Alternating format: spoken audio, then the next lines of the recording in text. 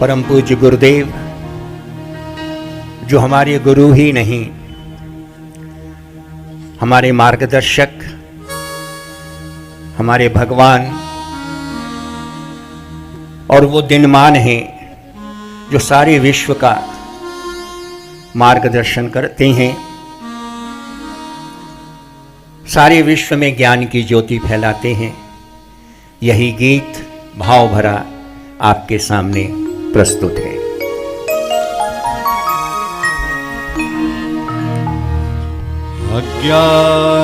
अज्ञानतिमिरान्धस्य ज्ञानाञ्जनशलाकया चक्षुरुन्मीलितं येन तस्मै श्रीगुरवे नमः। आपका पाकै अनुग्रह धन्य जीवन हो गया, युगों युगों से खोज थी वह लक्ष्य पावन मिल गया, लक्ष्य पावन मिल गया। आप हैं गुरु रूप भगवन, आप ही दिनमान है। आप हैं गुरु रूप भगवन, आप ही दिनमान है। आप हैं मन प्राण में प्रभु, आप हैं मन प्राण में प्रभु, आप ही अभियान है। आप हैं गुरु रूप भगवन, आप ही दिनमान है। आप हैं गुरु रूप भगवन, आप ही दिनमान है।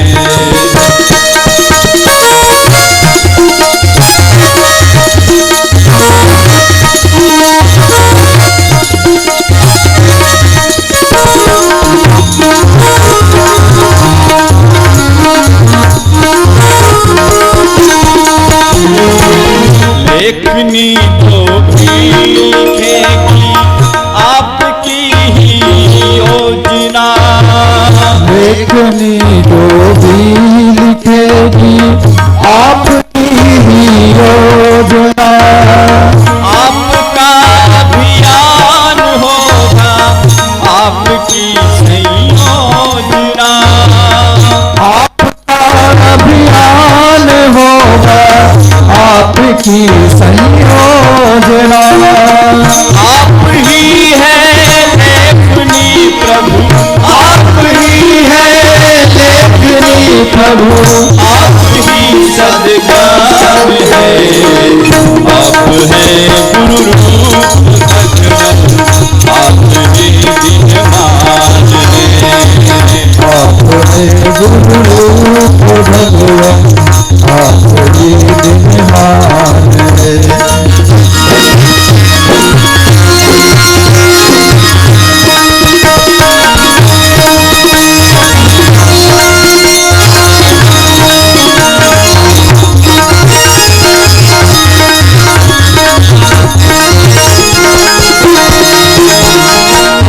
हम करेंगे कंठ से प्रभु आपकी अभ्यर्थना, हम करेंगे कंठ से प्रभु आपकी अभ्यर्थना।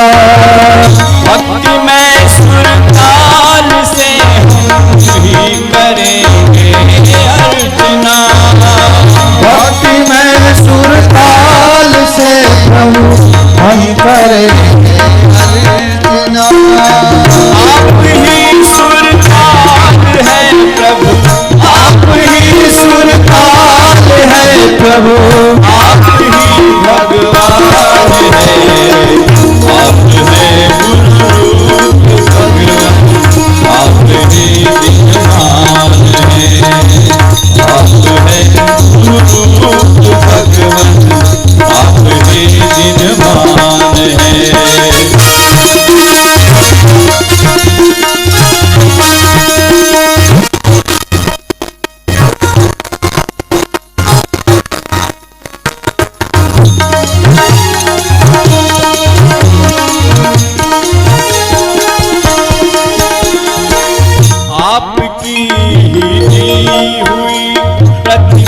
समर्पित आपको, आपकी दी हुई प्रतिभा समर्पित आपको, श्वास तन मन सब समर्पित जिंदगी आपको, श्वास तन मन सब समर्पित जिंदगी यह आपको, आप में हमको मिला दो, आप में हमको मिला दो, आप गुण की खान है, आप हैं गुरु रूप भगवन, आप हैं दिनमान है, आप हैं गुरु रूप भगवन, दिनमान।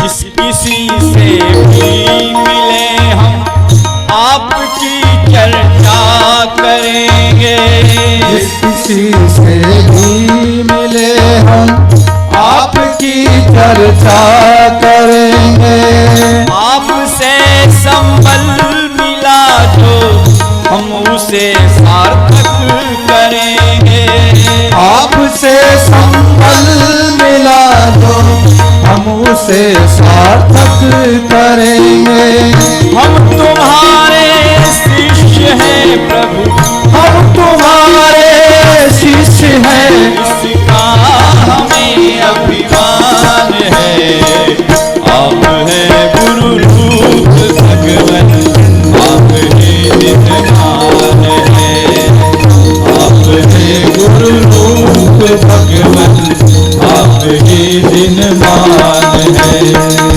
आप हैं मन प्राण में प्रभु, आप हैं मन प्राण में प्रभु, आप ही अभियान है, आप हैं आप ही दिनमान है, आप हैं गुरु रूप भगवन, आप ही दिनमान है, आप ही अभियान है, आप ही दिनमान है।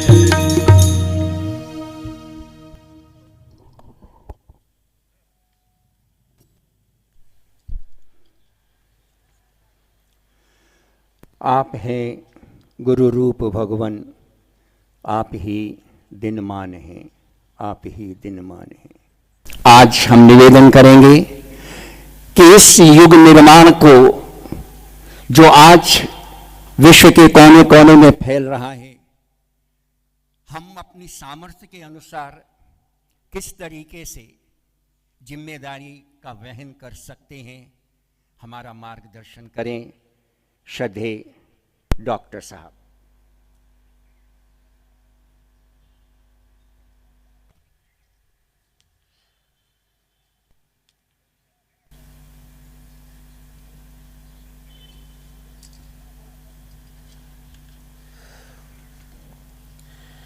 भाइयों बहनों,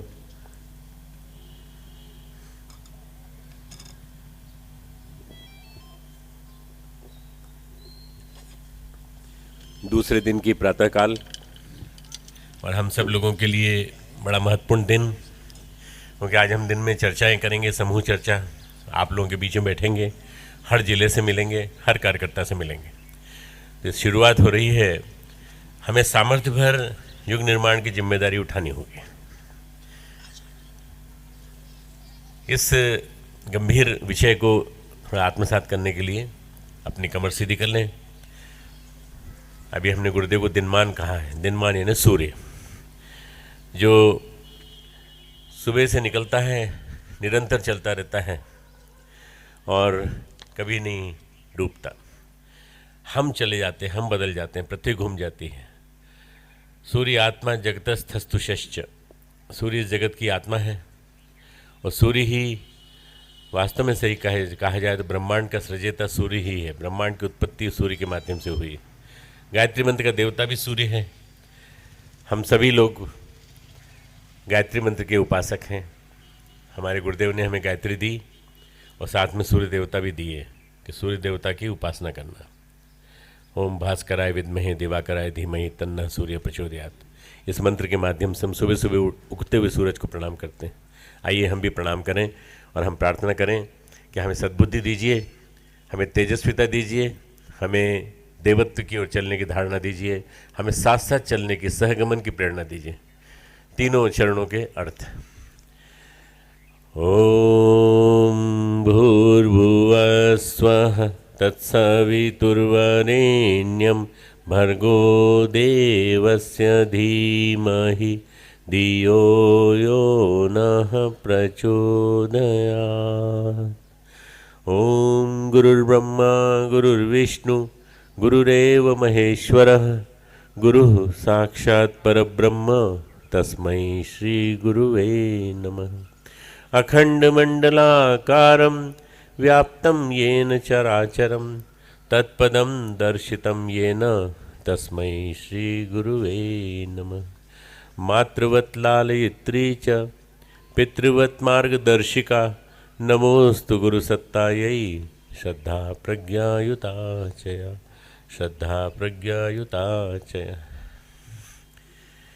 परम पूज्य गुरुदेव परम वंद्य माता जी की सूक्ष्म उपस्थिति में हमारा सम्मानित मंच, सभी उपस्थित अग्रज बंधु, स्थानीय मेजबान हमारे जयपुर से लेकर पूरा राजस्थान, वहाँ के सब कार्यकर्ता, हमारे देवतुल्य भाइयों, देवी स्वरूपा बहनों, शक्ति स्वरूपा माताओं।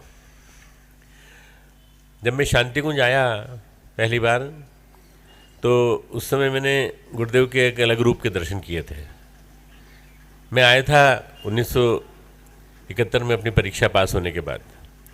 गुरुदेव के अंदर का वो संवेदनशील व्यक्ति मैंने देखा जो माताजी के कष्ट में, माताजी के दुख में सहभागिता कर रहा था और ये कह रहा था कि भाई वो तुम ऊपर चलो। मैं जब पहुंचा रिक्शा से, उस ज़माने में रिक्शा से जाना पड़ता था, करीब 2-2.5 घंटे लगते थे। 2 बसें चलती थी दिल्ली से हरिद्वार। आज कम से कम 2000 बसें चलती हैं, 2000 गाड़ियाँ चलती हैं। वो हरिद्वार पूरा बदल गया। उस हरिद्वार में जब मैं पहुंचा गुरुदेव के पास तो गुरुदेव घूम टहल रहे थे बाहर की तरफ। दोनों तरफ फव्वारे लगे हुए थे और उन दोनों के बीच में चक्कर लगा रहे थे। जैसे ही मैं पहुंचा, बोले अरे अरे मैं तुम्हारा इंतजार कर रहा था, चलो ऊपर चलो। अब मैंने तो किसी को सूचना भी नहीं दी थी, उस ज़माने में मोबाइल भी नहीं होते थे, तो मालूम नहीं कैसे इंतज़ार कर रहे थे। गुरुदेव ले गए ऊपर। गुरुदेव ने कहा देखो छाती का दर्द है और हार्ट अटैक पड़ा है। वो एक डॉक्टर आता है, वो डॉक्टर रोज़ इंजेक्शन लगा जाता है और वो इंजेक्शन ऐसा लगाता है जैसे कोई छुरा भोंक रहा हो। उस डॉक्टर से इनको माताजी को बचाना है, अब तुमको संभालना है। तो मैंने कहा गुरुदेव मैं तो एग्ज़ाम दे के आया हूँ, मेरा रिजल्ट आने वाला है, रिजल्ट आने के बाद तो मैं फिर से चला जाऊँगा। बोले कोई बात नहीं, 10-12 दिन जितने दिन तुम यहाँ रहोगे तुम ध्यान रखना माताजी का। तो मैंने कहा गुरुदेव ये बताइए आप तो प्रवास पे थे, हिमालय प्रवास पे, यहाँ कैसे आ गए? बोले माताजी ने बुलाया, मैं आ गया। माताजी की वेदना मेरे से देखनी नहीं गई। बोले बेटा ये बहुत बड़ा काम है, ये जो कार्य आरंभ किया ना ये बहुत बड़ा काम है, इसमें माताजी की ज़रूरत पड़ेगी और माताजी को मैं ऐसे नहीं छोड़ सकता। मैं इसलिए यहाँ आया हूँ वापस। ये करीब बात होगी 12 या 15 जनवरी की 1971 की। और 1971 की जो बात है उसमें मैं परीक्षा में पास हो गया। परीक्षा में पोजीशन आई। गुरुदेव एक ही फ़ोन था, पीएनटी का फ़ोन, वो नीचे आता था ऑफिस में। तो फ़ोन आया पिताजी का, तुम पास हो गए, तुम्हारी पोजीशन आई है। तो मैंने गुरुदेव की तरफ देख के प्रणाम किया, गुरुदेव को प्रणाम किया। गुरुदेव ने कहा फ़ोन सुनो और मेरे बारे में मत बताना कि मैं आ गया हूँ हिमालय से, नहीं तो यहाँ भीड़ आ जाएगी लंबी चौड़ी, मेरा उद्देश्य गड़बड़ा जाएगा। मेरा उद्देश्य है युग निर्माण के लिए माहौल बनाना। मैंने पिताजी से बातचीत की, उनको नहीं बताया कि गुरुदेव आए हैं। उन्होंने कहा माताजी को प्रणाम करना और कहना गुरुदेव तक प्रणाम पहुंचा दें, और उसके बाद उन्होंने आशीर्वाद दिया पिताजी ने, और पिताजी ने बंद कर दिया फ़ोन। मैंने गुरुदेव के पास जाके पूछा, मैंने कहा गुरुदेव ये आप हिमालय में, माताजी यहाँ पर, माताजी की तबीयत ऐसी, ऐसे में युग निर्माण कैसे होगा? युग निर्माण बहुत बड़ी चीज़ है। ज़माना को बदलने की बात आप कह रहे हो, ज़माने को बदलने की बात कैसे होगी जब आप स्वयं हिमालय तब के लिए चले गए और उस समय तक हमें किसी को नहीं मालूम था कि 1 वर्ष में लौट आएंगे। पर उसके बाद अखंड ज्योति आई। अखंड ज्योति में आया कि गुरुदेव क्यों आए और क्यों चले गए। माता जी की तरफ से संपादकीय आया और उसके बाद फिर माता जी ने तबीयत के बारे में उल्लेख किया। उसमें 1972 की अखंड ज्योतियों में सब में पूरा विवरण मिलता है। मुझे गुरुदेव ने एक बात कही कि बेटा तुम्हें मालूम नहीं है, ये जो शांति कुंज है ना, ये 21वीं सदी का केंद्र है, घोंसला है। आने वाले ज़माने में आज से 20, 25, 30 साल बाद जब मिशन का स्वरूप देखोगे तब तुमको पता चलेगा कि मैंने क्यों कहा था युग निर्माण। मित्रों, अपना मकान बनाना हो तो पसीना बह जाता है पूरा। मालूम नहीं हमारे अंबिका प्रसाद श्रीवास्तव जी के पास कौन सा जादू है कि उन्होंने शक्तिपीठ में 1 करोड़ रुपए लगा के इतना बड़ा भव्य बना दिया, उसका निर्माण कर दिया, इतना सुंदर बना दिया। निर्माण बहुत मुश्किल काम है, निर्माण को इतना आसान मत समझना। पूरा शक्तिपीठ शानदार बन गया, बहुत शानदार। मैं अभी होता हुआ आया उधर से, अंदर तो नहीं गया हूँ पर मैं अंदर जाऊँगा अभी दिन में। निर्माण की प्रक्रिया बहुत बहुत मुश्किल है। आदमी को निर्माण का मतलब होता है पहले जो बन गया उसको ठीक करना, रिपेयर इट, उसके बाद फिर बनाने की प्रक्रिया चालू करना, फिर उसके बाद सुधारना, फिर विकास करके उसको वहाँ के ऊपर जाके ले जाके खड़ा करना। तो गुरुदेव ने कहा बेटा तुम्हें दिखाई नहीं पड़ता, तुम मेरा चश्मा पहन लो। मैं बड़ा बालक था, मैं 21 साल का था, 21-22 साल का। तो मैंने गुरुदेव से चश्मा मांग लिया। बोले अरे तुम मेरा चश्मा पहन के क्या करोगे, मेरा चश्मा प्लस नंबर का है, तुम्हारा माइनस नंबर का है। बोले मेरा चश्मा पहन लो मतलब मेरा नज़रिया, मेरा एटीट्यूड, मेरा दृष्टिकोण, मेरी सोच, मेरा आशावाद, मेरा आत्मविश्वास, इसको तुम धारण कर लो बस, तो तुमको भी लगने लगेगा कि युग निर्माण हो रहा है। मैं उस समय तक कार्यकर्ता नहीं बना था, मैं उस समय तक डॉक्टर था और डॉक्टर होने के नाते पढ़ाई कर रहा था। आगे भी मैंने पढ़ाई की, पर मैं हर साल 3 चक्कर 4 चक्कर शांति कुंज के लगाता था। गुरुदेव आ गए थे, लौट के आ गए थे। गुरुदेव फिर विदेश यात्रा पे गए तो मैं रतलाम मिलने गया इस रेलवे स्टेशन पर। मतलब गुरुदेव से मिले बिना चैन नहीं पड़ता था बस। और बार बार एक मार्गदर्शन नया मिलता था, लिखो लिखो लिखो, तुम इन चीज़ों को संग्रह करो, तुम इन चीज़ों का संकलन करो। तो वैज्ञानिक अध्यात्मवाद की दिशाधारा मिल रही थी। उन्होंने कहा था वैज्ञानिक अध्यात्मवाद जो है ये आधार बनेगा युग निर्माण का। इसके माध्यम से हम सारे धर्म के लोगों को जोड़ सकेंगे, सारे धर्म संप्रदायों के व्यक्ति जुड़ते चले जाएंगे और जुड़ करके इस मिशन को न जाने कहाँ से कहाँ पहुँचा देंगे। तुमको नहीं समझ में आता क्योंकि तुम्हारी दृष्टि वहाँ तक जा नहीं रही है। जिस दिन वो दृष्टि चली जाएगी तुम उस समय पहचान लोगे कि आत्मनिर्माण से व्यक्ति परिवार निर्माण, परिवार निर्माण से समाज निर्माण, समाज निर्माण से युग निर्माण कैसे होता है। मित्रों, आप सब ने अपने अपने मकान बनाए होंगे। मैंने तो कुछ नहीं बनाया, मकान कुछ नहीं बनाया, पर मैंने शांति कुंज को बनते हुए देखा है। शांति कुंज की एक एक ईंट में गुरुदेव के हर प्यारे प्राण प्रिय कार्यकर्ताओं का हाथ है, का अंशदान है। गुरुदेव ने कहा एक एक ईंट सबसे रखवाओ, सबसे एक एक ईंट रखवाओ। ये जो इतना बड़ा जो ऑपरेशन है हमारा युग निर्माण का, विचार क्रांति की लाल मशाल का, वो केवल एक एक व्यक्ति के सहयोग से हुआ है पूरा का पूरा। कई लोग आते हैं बताते हैं त्रिपदा में इस जगह हमने ईंट लगाई थी, अब वहाँ पेंट हो गया है और टाइल्स लग गई हैं, और हमने यहाँ ईंट रखी थी। मित्रों, बहुत सारे हमारे जो शांति कुंज के विस्तार होते चले गए, नए नए चीज़ें बनती चली गई। अब आप जब भी 2 महीने के अंतर से जाओ तो आप नया निर्माण देखोगे, वहाँ परिवर्तन हो गया, होता चला जा रहा है, निरंतर होता चला जा रहा है। निर्माण बहुत जटिल प्रक्रिया है।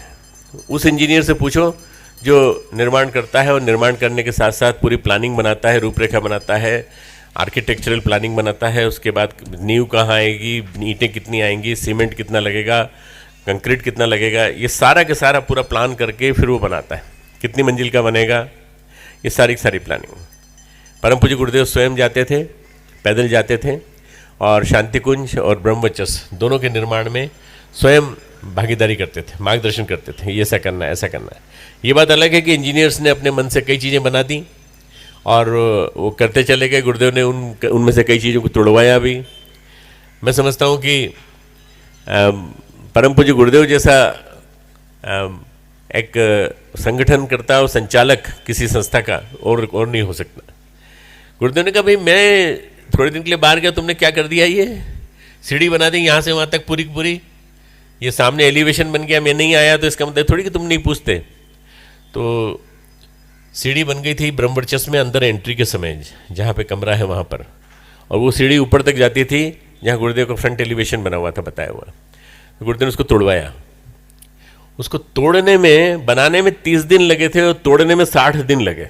आप कल्पना कीजिए, कंक्रीट लोहा सब डाल रखा था पूरा पूरा, तोड़ तोड़ के आवाज़ पूरी आती थी। हम लोग ब्रह्मचर्य में काम करते थे तो तोड़ तोड़ के निकाला पूरा उसको, और फिर वह नया बन गया। फिर समझ में आया गुरुदेव की विज़न क्या थी। गुरुदेव आर्किटेक्ट भी थे, गुरुदेव विजनरी भी थे, गुरुदेव भविष्य को देखते थे। भविष्य को देखने के साथ साथ उन्होंने लोगों का चयन भी करना चालू कर दिया था, किस किस को मेरे साथ काम करना है आने वाले दिनों में। हमारे साथ गौरीशंकर भाई साहब बैठे हैं। गौरीशंकर भाई साहब का चयन गुरुदेव ने किया था कि इनको मैनेजमेंट देखना है, तो मैनेजमेंट देखने के लिए इनको ट्रेन करना चालू कर दिया।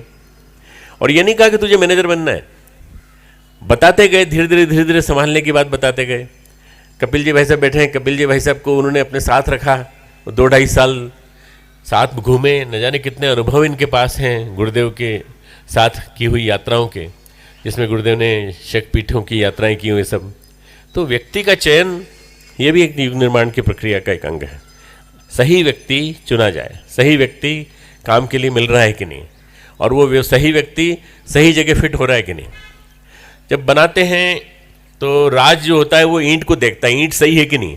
थोड़ी सी भी टेढ़ी मेढ़ी हुई तो या तो कन्नी से उसको छील देता है, और नहीं छिलती तो फेंक देता है, बोले दूसरी लाओ। परम पूज्य गुरुदेव ने छील के हमको बराबर किया है, तब जाकर के एक दीवार, प्लेन दीवार बनी है युग निर्माण की। मित्रों, जो भी युग निर्माण में जुड़ने को तैयार है उसको अपने आप को छिलवाने के लिए, कटवाने के लिए, तरसवाने के लिए तैयार रहना पड़ेगा, गढ़वाने के लिए तैयार रहना पड़ेगा। अगर आप गढ़ने के लिए तैयार हैं तो गढ़ने वाला तैयार है। गढ़ने वाले परम पूज्य गुरुदेव हैं। आज भी सूक्ष्म शरीर से वो ब्रह्मचर्य में, यूनिवर्सिटी में, विश्वविद्यालय में, शांतिकुंज में, सब जगह कार्यकर्ताओं को गढ़ रहे हैं। उनका चिंतन नए नए लोग खड़ा कर रहा है, उनका चिंतन विश्वविद्यालयों में जा रहा है, जगह जगह लोग जाकर अपने साहित्य पटल लगा रहे हैं, साहित्य मेले लगा रहे हैं। कौन कर रहा है आखिर इनको? कौन सी सूक्ष्म प्रेरणा कर रही है कि ये पढ़ा लिखा लड़का, IIT में पढ़ रहा लड़का अपने दोस्तों को बुलाता है और कहता है तुम लोग सब खड़े हो जाओ यहाँ पे और मेरे साथ 2-2.5 घंटे समयदान रोज दो। और IIT दिल्ली हो, चाहे IIT जोधपुर का विवेक विजयवर्गीय हो, चाहे वो IIM में काम करने वाले लोग हों, इनके अंदर क्यों ऐसा बल आ जाता है, क्यों ऐसी जागृति आ जाती है कि ये गुरुदेव की साहित्य को जन जन तक पहुँचाने के लिए, विचारों को जन जन तक पहुँचाने के लिए तैयार हो जाते हैं। वो जो सीमेंट भरा गया ना, वो गुरुदेव का सीमेंट है, वो गुरुदेव का दिया हुआ पानी है जिससे तराई हुई है उस सीमेंट की। वो गुरुदेव का दिया हुआ सारा के सारा योजनाबद्ध कार्यक्रम है जिसके माध्यम से इतने सारे कार्यकर्ता बनकर तैयार हुए हैं। हमारे कालीचंद भाई साहब बैठे हैं, मेरे बाद आए ये शांतिकुंज में, 85 में आए थे मेरा जैसा अंदाज 1985 में आए थे। पर ये पूरे मंच के आए थे, वहाँ से डांट भी सुन के आए थे गुरुदेव की, गुरुदेव से क्वेश्चन भी पूछे थे, जिज्ञासाएं भी बहुत रखी थी। IIT कानपुर में एडमिशन मिल गया था, परंतु वहाँ नहीं जाने के बाद इन्होंने सीधी तरह से गुरुदेव के चरणों में समर्पण कर दिया। ऐसे व्यक्ति यहाँ बैठे हैं, इनका निर्माण जब हुआ है तब जाकर के गायत्री परिवार के इस युग निर्माण परिवार की एक फाउंडेशन रखी गई है। ये छोटा काम नहीं है, पर 2-3 लोगों से काम नहीं चलता, हजारों लाखों लोग चाहिए इस काम के लिए। तो हमारे जयपुर में घनश्याम जी पालीवाल, अंबिका प्रसाद श्रीवास्तव जी, हर ट्रस्ट के ट्रस्टी, हर क्षेत्र के कोने कोने तक, जैसलमेर से लेके, बालोतरा से लेके, सांचौर से लेके, यहाँ तक पूरा आसपास का, सीकर से लेके आसपास का क्षेत्र, इन सब के कार्यकर्ता, ये सारे कार्यकर्ता जितने भी हमारे प्राणवान कार्यकर्ता हैं, इन सबको गुरुदेव का प्यार मिला, स्नेह मिला, ममत्व मिला, अपनत्व मिला। हो सकता है उस स्तर का न मिल पाए जिस स्तर का हम लोगों को मिला, क्योंकि हमको सीधे मार्गदर्शन मिला है। हम लोग आग की भट्टी के पास बैठे हैं और आग की भट्टी के पास बैठकर हमने वो तपन पाई है, वो ऊर्जा पाई है, वो गर्मी पाई है, जिसमें कि उनका मिनट टू मिनट मार्गदर्शन रहता था। मेरे पास करीब 150 से ज़्यादा डायरियाँ हैं जिनमें गुरुदेव के मार्गदर्शन भरे पड़े हैं, हर एक जगह के। यहाँ तक कि गुरुदेव बिल्डिंग कंस्ट्रक्शन में भी कुछ चेंज होता था तो मैं उसको भी लिख लेता था, क्यों, मेरे काम आएगा। आज मैं जब गाइड करता हूँ हमारे गौरीशंकर सैनी जी को, जो कि राजस्थान के हैं, जब मैं गाइड करता हूँ, उनको बताता हूँ कि ऐसे ऐसे करना है, परिवर्तन ऐसे ऐसे करना है, तो वास्तव वो भी आश्चर्यचकित रह जाते हैं कि इतनी जानकारी इंजीनियरिंग की कहाँ से आ गई डॉक्टर साहब को। ये तो डॉक्टर हैं, इंजीनियर तो है नहीं। मैंने कहीं से नहीं आई है, गुरुदेव से आई है सारी की सारी, सिखाया उन्होंने। हमारे यहाँ एक प्रेमदास सुंडा जी थे, सुंडा जी नाम था ना वैसे, सुंडा जी थे लंबा अबोहर के, फाजिल का अबोहर का जो आदमी होता है करीब 6.5 फीट का, तो वो आते थे तो अपनी रिपोर्ट देते थे, सीमेंट की रिपोर्ट, सबकी रिपोर्ट। मैंने अपनी डायरी में वो सब सारी रिपोर्ट भी लिखी हैं। क्यों लिखी हैं? मैंने ये लिख करके कि गुरुदेव ने इन समस्याओं का समाधान कैसे किया। जब भी कोई परेशानी किसी की आई तो गुरुदेव ने इनकी समस्या को समाधान कैसे किया। मित्रों, परम पूज्य गुरुदेव ने युग निर्माण की पृष्ठभूमि बनाई और एक तरह से कहा जाए 1971 में गुरुदेव आए, 1990 में उन्होंने अपनी काया का विसर्जन कर दिया उसी भूमि में, उसी शांति कुंज में। और इस 20 साल में गुरुदेव ने, वंदनीय माता जी ने, दोनों के सम्मिलित तप ने मिल करके आज जो युग निर्माण दिखाई दे रहा है आपको चारों तरफ, इसके लिए फाउंडेशन रखी। ये हमारी नींव है, ये हमारी नींव है। हम लोगों को अब इस युग निर्माण की जिम्मेदारी उठानी पड़ेगी। मकान बन गया, चौकीदार भी चाहिए, चौकीदार के अलावा लिफ्ट चलाने वाला चाहिए, सामान के साथ समाज संभाल करने वाला व्यक्ति भी चाहिए, हर व्यक्ति चाहिए। हमें हर व्यक्ति की ज़रूरत है। और ये हर व्यक्ति कहाँ से मिलेगा मित्रों? ये आपके बीच में से आएंगे। आप लोगों को मिलकर के ही पूरे के पूरे मिशन की जिम्मेदारी उठानी है। और इस मिशन की जिम्मेदारी उठाने के लिए शुरुआत अपने आप से करनी। Charity begins at home. अपने आप से शुरुआत होती है हमेशा। मैं जब आया था तो मेरा अहंकार बहुत ऊंचाई पे था। मुझे त्याग का अहंकार था। मैं अब बड़े बड़े बेबाक भाषा में अपनी बात कहता हूँ। मैं कभी छिपाता नहीं, जो अंदर है वही बाहर में वो कहने की कोशिश करता हूँ। मैं आया तो मुझे अहंकार था छोड़ने का, मुझे अहंकार था अपनी एमडी की डिग्री का, मुझे अहंकार था अपने जज पिता के बेटे होने का। मेरे अहंकार की वजह से मुझे कई बात बुरी लगती थी। थोड़ा परफेक्शन का आदी हूँ, चीज़ ठीक होना चाहिए, टाइम पे होना चाहिए, सही होना चाहिए, बिल्कुल होना चाहिए, संपूर्णता, पूरी संपूर्णता होनी चाहिए काम में। गुरुदेव कहते थे बेटा थोड़ा एडजस्टमेंट करना पड़ता है, सब जगह तालमेल बिठाना पड़ता है। तुम भी तालमेल बिठा लिया करो। ठीक है, बिठा लेंगे गुरुदेव। परंतु कई चीज़ें ऐसी थी जो अहंकार की वजह से मेरे से गलतियां हुई शुरू के 5-6 साल में, और उन गलतियों को गुरुदेव ने ठीक किया। उन गलतियों को ठीक करने के लिए उन्होंने तरह तरह के ऑपरेशन किए, तरह तरह की चीज़ें समझाई, तरह तरह से उन्होंने निखारा और गढ़ा। और मैं समझता हूँ कि मुझे वो सौभाग्य मिला कि मैंने अपने अहंकार को, मैं ये नहीं कहता अहंकार पे आज भी विजय प्राप्त कर ली है। अहंकार तो एक ऐसा नासूर है जो कहीं भी फूट पड़ता है, कभी भी फूट पड़ता है, क्रोध के रूप में, काम वासना के रूप में, विभिन्न रूपों में। भगवान कृष्ण ने गीता में कहा है, ध्यायते विषयान संगस्ते शुभ जायते। आसक्ति पैदा हो जाती है विषयों का चिंतन करने से। संगात संजायते काम, कामात क्रोधो भी जायते। आसक्ति से काम पैदा होता है, काम वासना पैदा होती है, डिजायर्स पैदा होती है, कामनाएं पैदा होती हैं। कामात क्रोधो भी जायते, काम में विघ्न पड़ने पर, कामनाओं में विघ्न पड़ने पर, अरे तुमने कैसे किया, तुम नहीं कर सकते, क्यों? आपने ठेका ले रखा है, गुस्सा चालू, अब लड़ाई चालू एक दूसरे के बीच। कामात क्रोधो भी जायते, क्रोधात भवति सम्मोह। क्रोध से आदमी को मूढ़ता का भाव पैदा हो जाता है। सम्मोहाद स्मृति विभ्रमः। उस मूढ़ता के भाव से स्मृति चली जाती है, याद चली जाती है कि कौन है, आदमी है कि पशु। भौंकने लगते हैं, कुत्ते की तरह से भौंकने लगते हैं, हम चिल्लाने लगते हैं गुस्से में आकर। स्मृति विभ्रमः, स्मृति भ्रंशात बुद्धि नाशो। स्मृति के भ्रष्ट होते ही बुद्धि नष्ट हो जाती है। बुद्धि नाशात प्रणश्यति। बुद्धि के नाश होते ही आदमी नष्ट हो जाता है। आप तो गायत्री के भक्त हो, सब लोग सद्बुद्धि की आराधना करते हो। बुद्धि चली जाएगी तो क्या होगा बताइए? बुद्धि चली जाएगी तो क्या होगा? बोलिए एक साथ, सर्वनाश। भाई विनाश काले विपरीत बुद्धि। रावण की विपरीत बुद्धि हो गई, मंत्रा की विपरीत बुद्धि हो गई, जिस की विपरीत बुद्धि होती चली गई उनका सर्वनाश होता चला गया। इसलिए हमेशा ध्यान रखना है अपने को कि हम कभी भी अपने चिंतन में अहंकार, क्रोध, काम वासनाएं, डिजायर्स, इच्छाएं ये न पैदा करें। ये भगवान कृष्ण गीता में कहते हैं। बोले ऐसा व्यक्ति जो कंट्रोल कर लेगा वो स्थित प्रज्ञ बन जाएगा, उसके अंदर प्रज्ञा स्थित हो जाएगी। हम लोग सभी उसी प्रोसीजर से गुजर रहे हैं। हर आदमी की यात्रा अपनी अनवरत चल रही है, निरंतर चलती रहती है। एक एक करके हम कदम दर कदम चलते चले जाते हैं। और उस यात्रा में अगर हम गुरुदेव के बताए हुए सिद्धांतों को, हर दिन नया जन्म हर रात नई मौत, एक ऑब्जर्वेशन रखें, अपना सुबह के समय रोज़ नित्य चिंतन, शाम को सोते समय बराबर चिंतन कि आज दिन भर क्या किया, क्या गलती हुई, क्या। मैंने ये प्रक्रिया सीखी गुरुदेव से, और सीखने के बाद फिर मैंने डायरी राइटिंग गुरुदेव के लिखे हुए की करता था, गुरुदेव को बताए हुए करता था, फिर अपनी डायरी राइटिंग चालू की कि मुझे क्या करना चाहिए, मेरा चिंतन कहाँ गड़बड़ा रहा है, मुझे कैसे ठीक करना चाहिए। मित्रों, मैं ये मानता हूँ कि मैं एमडी करके आने के बाद मुझे करीब करीब 10 साल लगे। मैं 76 में मैंने एमडी किया था, उसके बाद मुझे 86-87 लगी, तब तक जाकर के मैं अपने आप को ऐसा मानता हूँ कि मैं शांतिकुंज में रहने लायक बन पाया। पर वो 6-7 साल में बहुत सारी बातें हुई, बहुत सारे काम हुए। मैं मशीनें खरीदने जाता था वीरेश्वर भाई साहब के साथ, किताबें खरीदने जाता था श्याम प्रताप भाई साहब के साथ, कई तरह की चीज़ें की मैंने, बहुत सारे काम किए, बहुत घूमा हूँ, बहुत पूरे भारत के कोने कोने में, विश्व के कोने कोने में घूमने का मौका मिला। पर सबसे बड़ी बात जो मैंने देखी वो ये कि हर जगह गुरुदेव की सिखावन काम आई है।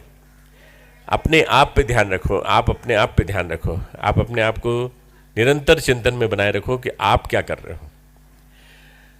आत्मनिर्माण हमारे जीवन की सबसे बड़ी प्रक्रिया है मित्रों। हम परचित्र अन्वेषण तो करते हैं, दूसरे के छेद तो निकालते हैं, दूसरे के दोष निकालते हैं, पर अपने दोष निकालने की प्रक्रिया अगर अपने अंदर पैदा हो जाए तो वास्तव में हमसे बड़ा कोई महान व्यक्ति कोई नहीं है। दूसरों के दोष निकालने के बजाय पहले अपने दोष निकालो। मेरे में हाँ ये कमी तो है मेरे अंदर, हाँ ये गलती भी है मेरे अंदर, हाँ ये भी है। ऐसा सोच सोच के लिखो अपनी गलतियाँ डायरी में, और उसके बाद धीरे धीरे करके एक एक करके 1% रोज बदलो, 1% रोज बदलो, 0.1% रोज बदलो, ज़्यादा नहीं बदल सकते तो 0.1% रोज बदलो।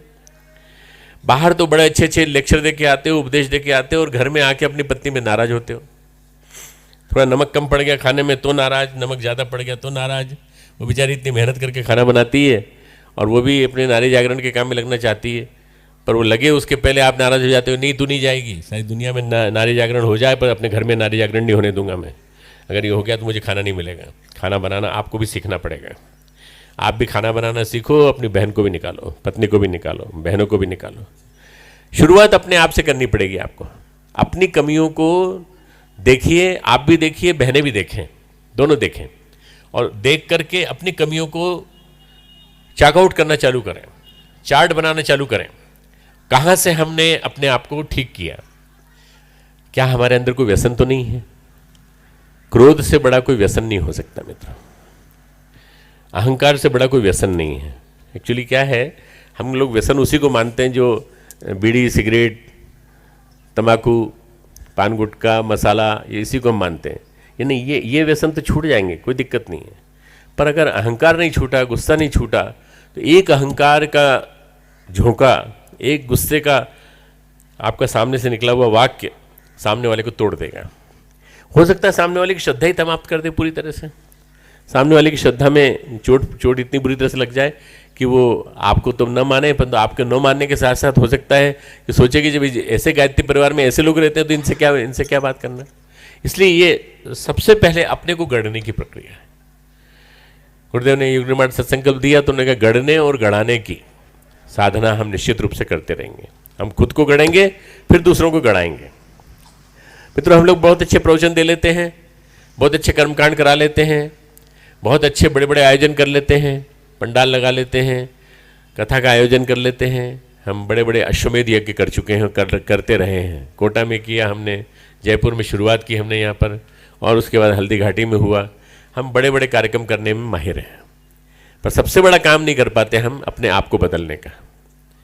अपने आप से शुरुआत करनी है, अपने आप से शुरुआत करनी है। और कब से शुरुआत करनी? अभी, इसी समय, इसी पल। अगर आपने इसी पल सोच लिया कि हमें बदलना है, तो आप देखिए बदलने की प्रक्रिया शुरू हो जाएगी। कैसे बदलना? बदलने का मतलब ये कि सोच को बदल देना, आशावादी सोच बनाना, नकारात्मकता मन में से निकाल देना। मत सोचिए किसी के बारे में बुरा, मत सोचिए अपने बारे में भी बुरा। अरे मेरा सब कुछ गड़बड़ हो जाता है। वो ज्योतिषी मिला था, उसने भी गड़बड़ बता दिया।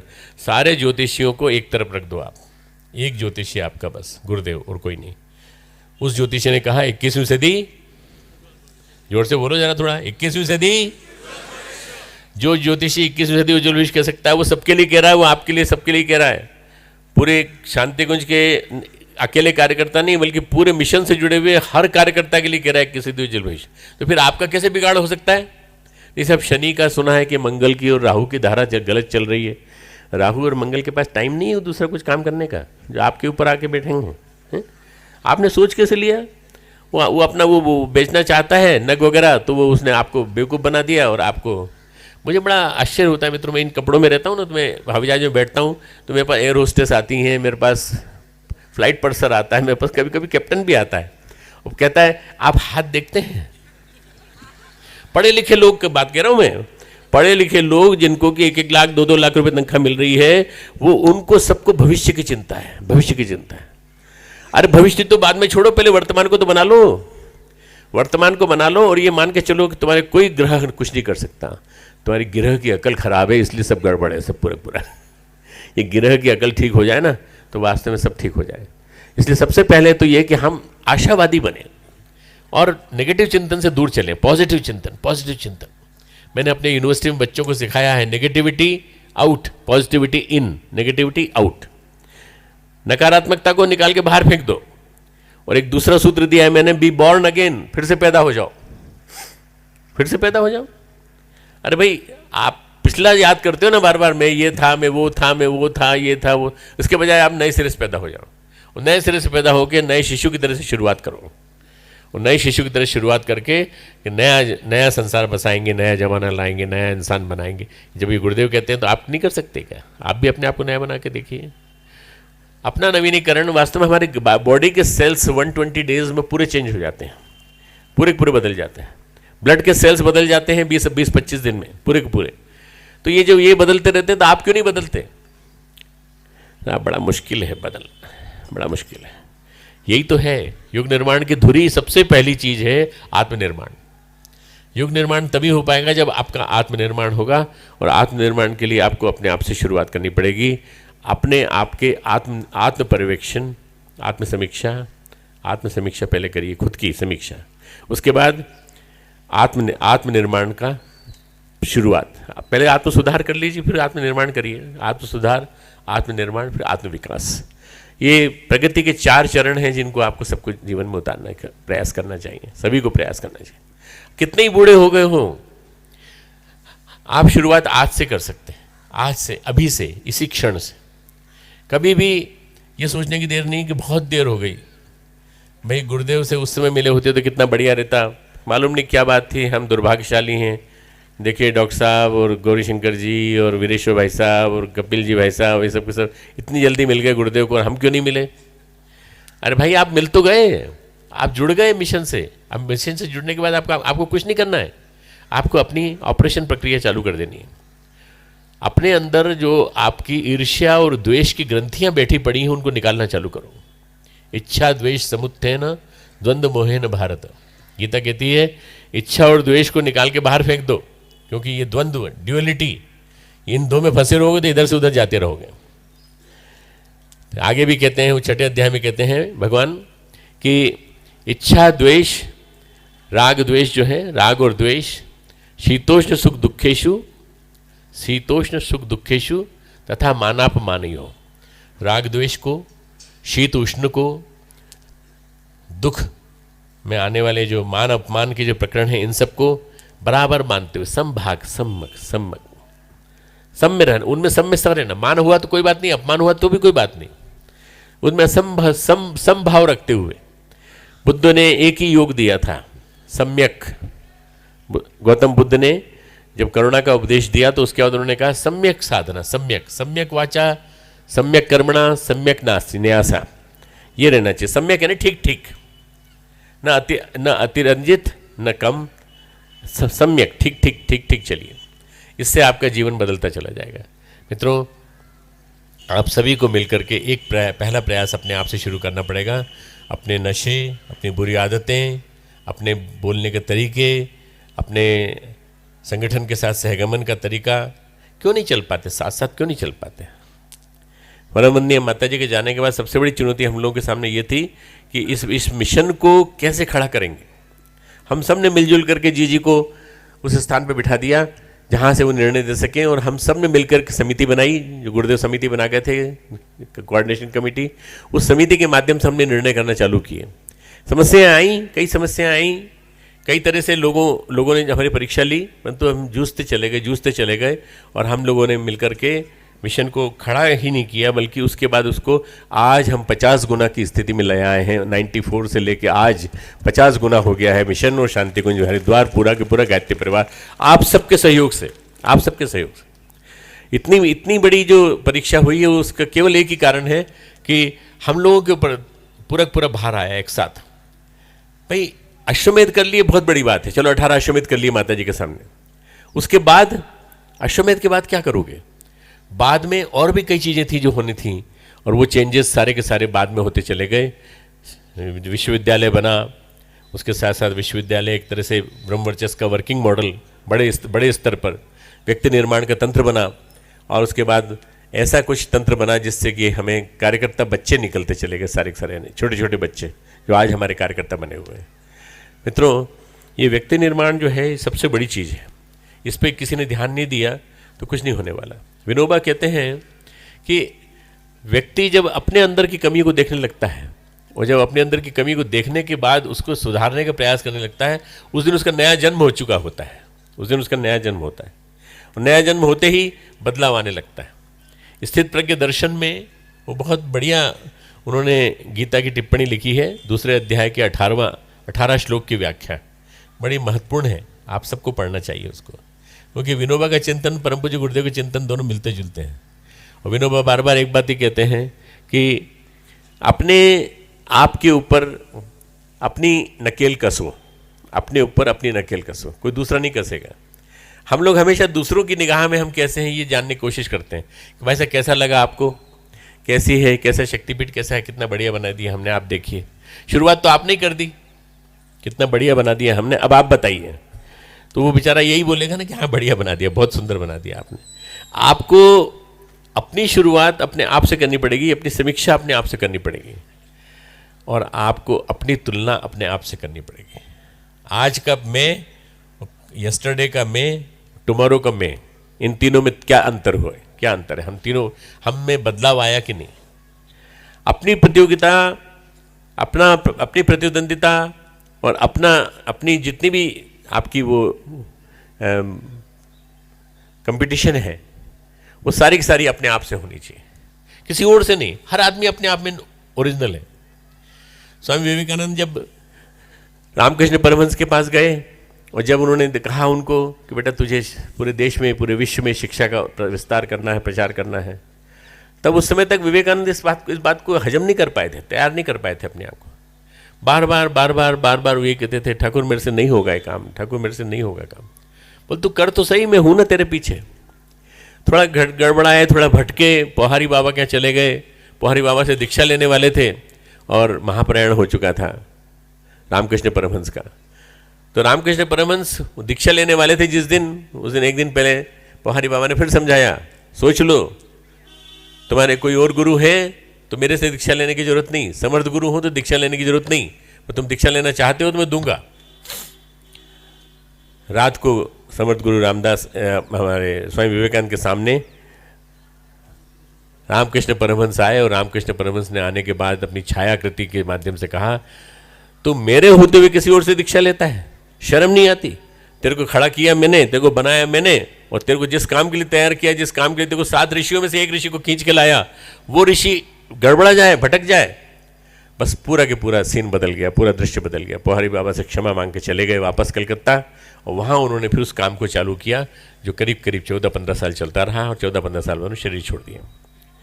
मित्रों, ऐसे महापुरुष जब मिशन खड़ा करते हैं तो कई बार ऐसे महापुरुषों से गलतियां भी हो जाती हैं, अपना नाम रख देते हैं मिशन के साथ। विवेकानंद ने चालू किया था, विवेकानंद मिशन नाम रख देते हैं, उन्होंने नाम रखा रामकृष्ण मिशन, रामकृष्ण मिशन ठाकुर के नाम पे। हम सब की मुंह से, हर एक के मुंह से आप यही सुनेंगे कि परम पूज्य गुरुदेव परमवंदनीय माता जी के हम इंस्ट्रूमेंट हैं, हम एक तरह से उनके उपकरण हैं। रामकृष्ण परमहंस कहते थे, माँ मुझे यंत्र बना लो, यंत्री नहीं, यंत्री तू, मैं यंत्र, यंत्री तू, बनाने वाली तू, चलाने वाली तू, यंत्र में। वास्तव में यही बात अगर हमारे अंदर आ जाए कि ये उन्हीं की वजह से हमारी सारी उपलब्धियां हैं, जो भी कुछ आज हमारे पास है उन्हीं की वजह से है, तो वास्तव में कोई समर्पण भाव में कमी नहीं आने पाए। राखाल महाराज को अध्यक्ष बनाया गया। उनसे उम्र में बड़े थे। राजा महाराज, राजा कहते थे उनको, विवेकानंद राजा कहते थे। विवेकानंद ने ठाकुर से कहा कि आप बार बार कहते हैं राजा को आगे रख, राजा को आगे रख, तो मैं राजा को आगे रख रहा हूँ, आप मुझे क्यों आगे रखते हो बार बार? बोले मैं आध्यात्मिक दृष्टि से तुझे आगे रख रहा हूँ और व्यवस्था की दृष्टि से राजा को रखना चाहता हूँ, तो इसका ध्यान रखना। और बराबर इन सब भाइयों को प्रेम से, 13 भाई हैं, तुम लोग सब प्रेम से रहना, सब एक उसमें पिरो के रखना, सुई के धागे में अपने आप को पिरो के रखना। गुरु की चेतना, परमात्मा की चेतना, परमात्मा की शक्ति ही वास्तव में उसी के स्वरूप में रहती है। एक 7वें अध्याय में बहुत अच्छा श्लोक आता है, 7वें अध्याय का 7वें नंबर का, गीता का। ये जो मत्तः परतरम नास्ति कश्चिदति धनंजय, मेरे अलावा इस धरती पे कुछ है ही नहीं, जो भी हुए कुछ मैं ही हूं। भगवान अहंकारी नहीं है, परमात्मा के रूप में बोल रहे हैं। वो कहते हैं कि ये जो माला है ना, तुमने जो माला पहन रखी है, इस माला में धागे के रूप में मैं मणियों में गुथा हुआ हूं पूरी तरह से। मणियों में तुम मणि पहने हुए हो, तुम फूल की माला पहने हुए हो, तुम रुद्राक्ष की माला पहने हुए हो, तो मैं उसमें धागे के रूप में हूं। धागे को हटा दीजिए, माला टूट जाएगी। तो धागे के रूप में परमात्मा विद्यमान हैं। परमात्मा, हमारा गुरु, सदगुरु, ये सब हमारे अंदर उसी रूप में विद्यमान है। स्वामी विवेकानंद ने जब राखाल महाराज को काम सौंपा 1898 में, तो उन्होंने कहा कि महाराज आपको संभालना है काम, ये आप इसकी सबसे पहले प्रेसिडेंट आप बनेंगे, राष्ट्र प्रमुख, और मैं कार्यकर्ता। पीछे कर लिया खुद को, उनको प्रमुख बनाया। प्रमुख बनाने के बाद उन्होंने धीरे धीरे करके सारा का सारा काम धाम संभाला, सारे बिखरे हुए थे उनको संभाला, और उसके बाद पैसे का काम, प्रचार का काम, आध्यात्मिक संग्रह का काम, लोक शिक्षण का काम, लोक संग्रह का काम, ये सब विवेकानंद करते रहे। और पूरे विदेश में 4-5 साल के अंदर, 6-7 साल के अंदर जो कुछ भी करके आए, वो सारा के सारा पूरा उनको राखाल महाराज को सौंप के शरीर छोड़ के चले गए। मित्रों, ऐसे व्यक्ति मरते नहीं हैं, ऐसे व्यक्ति अमर हो जाते हैं। उन्होंने कहा था, I want to be voiceless form, I want to be in voiceless form. मैं ऐसे फॉर्म में जीना चाहता हूँ जिसमें मेरी जो है आवाज़ भले ही ना हो, पर मेरी सूक्ष्म सत्ता मौजूद हो। परम पूज्य गुरुदेव वॉइसलेस फॉर्म है, वॉइसलेस फॉर्म। हमेशा आप अगर कभी भी कोई समस्या आए और आप पूछें, तो यहीं से जवाब आएगा, मैं यहीं मौजूद हूँ, मैं यहीं पर हूँ, तो कहीं बाहर मत देख, तो इधर उधर मत देख, मैं यहीं मौजूद, तेरे आसपास ही मौजूद। हम लोग कई बार घबरा जाते हैं, परेशान हो जाते हैं। मैं एक छोटा सा उदाहरण अपने जीवन का देता हूँ। गुरुदेव के बहुत सारे उदाहरण हैं, पर कई उदाहरण ऐसे होते हैं जो छू जाते हैं। मेरे घर में सभी को जॉन्डिस हो गया। इंदौर में थे पापा, उस समय हमारे एडिशनल डिस्ट्रिक्ट जज थे, और जॉन्डिस हो गया। और मैंने चिट्ठी लिखी सुबह 9 बजे कि गुरुदेव हमारे घर में सबको जॉन्डिस हो गया है, पिताजी को भी, माताजी को भी। मुझे आज ड्रिप लगी, तो मुझे रिएक्शन भी हो गया, मैं वापस आ गया हूँ, हॉस्पिटल से लौट करके आ गया हूँ। हम सब दवा ले रहे हैं, परंतु ये कष्ट हमारे ऊपर क्यों आया? 9 बजे चिट्ठी लिखी, 2 बजे का पोस्टमैन आता है, नॉक करता है, और उस चिट्ठी में सुबह वाली 9 बजे की चिट्ठी का जवाब है। गुरुदेव की उस चिट्ठी में 9 बजे वाली चिट्ठी का जवाब है, चिंता करने की जरूरत नहीं है, मैं हमेशा तुम्हारे साथ हूँ, किसी तरह की कोई दिक्कत नहीं आएगी, कोई परेशानी नहीं होगी।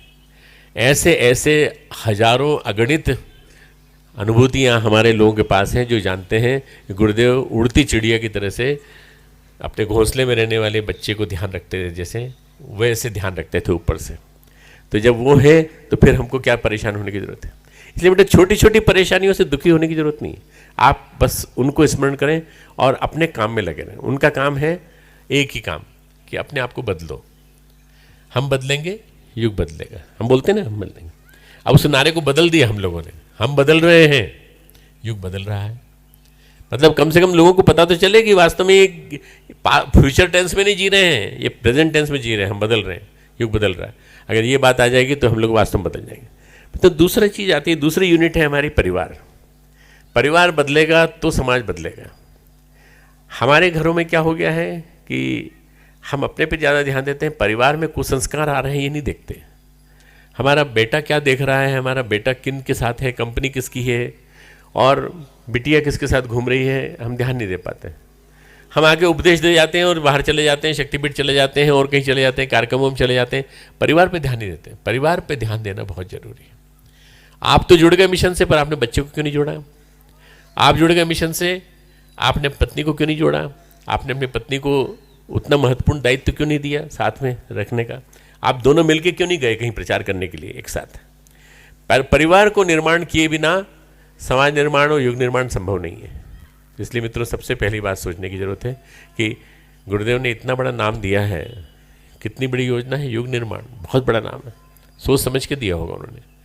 व्यक्ति निर्माण की सबसे बड़ी जो इकाई है, सबसे प्रजातंत्र की सबसे छोटी इकाई है, वह है परिवार, परिवार तंत्र। परिवार तंत्र यदि व्यवस्थित होगा, परिवार में यदि आपके पास एक सुसंगठित परिवार होगा, एक व्यसन मुक्त परिवार होगा, एक संस्कारित परिवार होगा, सब आरती में आए नहीं आए कोई फर्क नहीं पड़ता। चिंतन बदला कि नहीं आपके बच्चों का? आपके बच्चे उस दिशा में सोचने लगे कि नहीं, आध्यात्मिकता की दिशा में? आपके बच्चों के मन में आपके प्रति सम्मान है कि नहीं? आप उन बच्चों को उतना प्यार देते हैं कि नहीं? पारिवारिक गोष्ठी का संचालन आप करते हैं कि नहीं? पारिवारिक गोष्ठी में मिल बैठ करके एक दूसरे की समस्याओं का समाधान करते हैं कि नहीं? बच्चे के अंदर कई तरह की समस्याएं होती हैं। जैसे जैसे बच्चा बड़ा होता जाता है, वैसे वैसे ढेर सारी ग्रंथियां पैदा होती हैं।